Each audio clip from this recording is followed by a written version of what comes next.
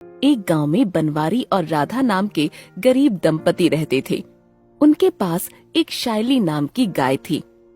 उनकी थोड़ी खेती बाड़ी थी जिसमें अन्न उपजाकर और गाय का दूध बेचकर वो अपना गुजारा कर रहे थे। अचानक एक दिन उनकी प्यारी गाय सायली को गला घोंट की भयानक बीमारी हो गई और वो नीचे गिर पड़ी और फिर उठ न सकी। दोनों प्राणी अपनी प्यारी गाय की मौत पर खूब रोए। पास में खड़ी सायली की बछड़ी नंदिनी चुपचाप खड़ी थी। वो तो अपनी माँ की मौत से बेखबर थी, लेकिन कुछ देर के बाद भूख ने उसे विचलित कर दिया। राधा ने सूखा चारा डाल दिया और भूख से बेहाल नंदिनी उसे खाने लगी। हमारी प्यारी शायली चली गई, हमारे घर से लक्ष्मी चली गई। अब हम कोई गाय नहीं पालेंगे, नंदिनी को भी बेच देंगे। सायली हमारे परिवार का हिस्सा थी। ऐसा लगा जैसे भगवान ही हमसे रूठ गए, जो सायली को हमसे छीन लिया। अब सायली नहीं तो नंदिनी को रखकर क्या करेंगे? सायली की मौत के बाद बनवारी और राधा ने खेती पर ध्यान देना शुरू किया, लेकिन सूखे की मार ने उनकी खेती की फसल को भी बर्बाद कर दिया। गरीबी की मार ऐसी पड़ी कि वो दाने दाने को मोहताज हो गए। उनके सर पर कर्ज का बोझ भी बढ़ता चला गया। वो नंदिनी के लिए भी खाने का इंतजाम नहीं कर पा रहे थे। उसे अक्सर खुला छोड़ देते थे और वो जो कुछ भी रास्ते में पाती खा लेती थी। कुएं के पास गिरे हुए पानी से थोड़ी बहुत जो घास जमी रहती थी वो भी नंदिनी के काम आ जाती थी। कभी कभी उसे रोटी का टुकड़ा भी मिल जाता था। पूरा नहीं तो आधा पेट भर जाता था। बनवारी राधा की तरह ही नंदिनी भी कमजोर हो गई थी। एक दिन श्राद्ध के दिन बनवारी के घर में चूल्हा नहीं जल पाया। सवेरे नंदिनी ने भी खिड़की से झांक कर बनवारी और राधा के उतरे हुए चेहरे को देखा। नंदिनी को बहुत दुख हुआ। वो वहाँ से चल पड़ी और गांव के कई घरों के सामने उसने इशारे से भोजन की मांग की। उसने मुंह में एक थैली पकड़ी हुई थी। श्राद्ध का दिन था, इसलिए लोगों ने घरों में पूड़ी, सब्जी और तरह तरह के व्यंजन बनाए थे। उन्होंने नंदिनी के थैले में सभी प्रकार के व्यंजन डाल दिए। नंदिनी के पास बहुत सारा खाना इकट्ठा हो गया, लेकिन उसने खाया नहीं।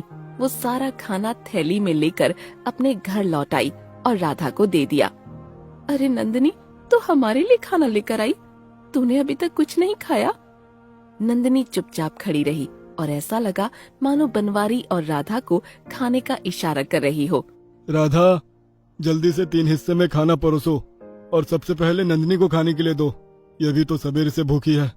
राधा ने 3 हिस्सों में खाना परोस दिया और नंदिनी को खाने के लिए इशारा किया। नंदिनी चुपचाप खड़ी रही। राधा, ये ऐसे नहीं खाएगी, हमें खिलाकर ही खाएगी। चलो निवाला मुंह को लगाओ। बनवारी और राधा ने निवाला उठाया तो नंदिनी भी खाने लगी।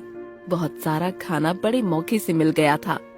दूसरे दिन भी नंदिनी जब गांव में लोगों के दरवाजे पर गई तो उसे कहीं कहीं 1-2 टुकड़ा सूखी रोटी का मिला। बेचारी नंदिनी मुंह लटकाकर चली आई। कुएं के पास की घास भी समाप्त हो गई थी। बनवारी और राधा भी अपनी बेबसी पर पछता रहे थे। हम अपना पेट तो पाल नहीं सकते, इस बेजुबान को क्या खिलाएंगे? बनवारी ने नंदिनी को साथ में ले लिया और बेचने के लिए चल पड़ा। उसे ऐसा लगा कि जो भी थोड़ा बहुत पैसा मिलेगा उससे खाने का इंतजाम हो जाएगा और नंदिनी से भी पीछा छूट जाएगा। वो दोनों ही खाने की किल्लत से जूझ रहे थे। भला नंदिनी को कहाँ से खिलाते? राधा ने जब नंदिनी को बनवारी के साथ जाते देखा तो उसका दिल रो पड़ा। नंदिनी कातर नैनों से राधा को निहार रही थी, लेकिन वो ये नहीं जानती थी कि अब उसे किसके दरवाजे पर बांधा जाएगा। बेबस राधा ने हाथ बढ़ाया और फिर सर झुकाकर रोने लगी। नंदिनी को भी बड़ा दुख हुआ। कुछ दूर चलने के बाद रुकी और रस्सी छुड़ाकर राधा के पास दौड़कर आ गई। राधा भी उससे लिपट गई। मैं अपनी नंदिनी को नहीं जाने दूंगी, इसके बिना मैं नहीं जी पाऊंगी। हम इसे अपने साथ ही रखेंगे, जो भी रूखा सूखा खाएंगे वही खिलाएंगे। बनवारी राधा की इच्छा के आगे झुक गया और उसने नंदिनी को अपने पास रख लिया। एक दिन जब सवेरे राधा नंदिनी को ढूंढने लगी तो उसका कहीं पता नहीं चला। बनवारी कहीं जाने के लिए तैयार हो रहा था। वो बनवारी से पूछने लगी, देखो जी, नंदिनी कहाँ चली गई? सवेरे सवेरे तो वो कहीं नहीं जाती। मैं तो चारों तरफ देख चुकी हूँ, उसका कहीं पता नहीं है। एक लड़का गोलू दौड़ता हुआ आया और उसने राधा को नंदिनी के बारे में बताया। काकी, आपकी नंदिनी को काका ने बेच दिया है, पूरे 1000 रुपए पाए हैं। अब जा रहे हैं बाजार से मिठाई मालपुआ लाएंगे। ये मैं क्या सुन रही हूँ? आपने मुझे बताया नहीं और नंदिनी को चोरी से बेच दिया। क्या करता? खुद के खाने का नहीं है, उसे कब तक खिलाता? पैसे मिल गए हैं, कुछ दिन अच्छे से गुजर जाएंगे, इसके बाद खेती संभल जाएगी तो सब ठीक हो जाएगा। हमारी नंदिनी तो नहीं आएगी, ये आपने अच्छा नहीं किया। जाइए मेरी नंदिनी को वापस लाइए। बनवारी बिना कुछ बोले वहाँ से चला गया और राधा गुस्से और दर्द से सिसकती रह गई। बनवारी खाने की अच्छी अच्छी वस्तुएं लेकर आया, लेकिन राधा ने नहीं खाया। वो आंसू बहाती रही। रात हो गई। अचानक राधा को बाहर किसी की आहट सुनाई पड़ी। वो दरवाजा खोलकर बाहर आई तो खुशी से चहक उठी। नंदिनी सामने खड़ी थी। राधा उससे खुशी से लिपट गई। अरे, ये नंदिनी कैसे वापस आ गई? अच्छा हुआ वापस आ गई। मैं अपने गहने बेचकर 1000 रुपए वापस करा दूंगी, लेकिन नंदिनी नहीं दूंगी। अचानक नंदिनी अंदर पशुशाला में पहुंच गई और उसने एक जगह जमीन पर अपने अगले पैर से मारना शुरू किया। वहाँ की मिट्टी निकल रही थी। बनवारी कुछ नहीं समझा, लेकिन राधा ने उसे इशारे से समझाया। यहाँ की मिट्टी निकालो, नंदिनी का इशारा समझो।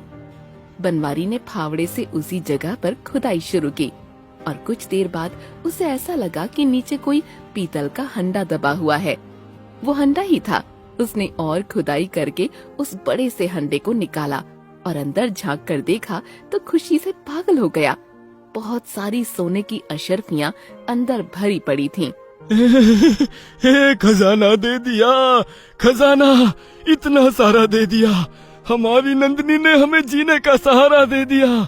देखा, जिस नंदिनी को बेच आए थे आज वही आकर लक्ष्मी बनकर उसने हमें माला माल कर दिया। हमारी गरीबी को विदा कर दिया। हमारी नंदिनी लक्ष्मी बनकर आ गई।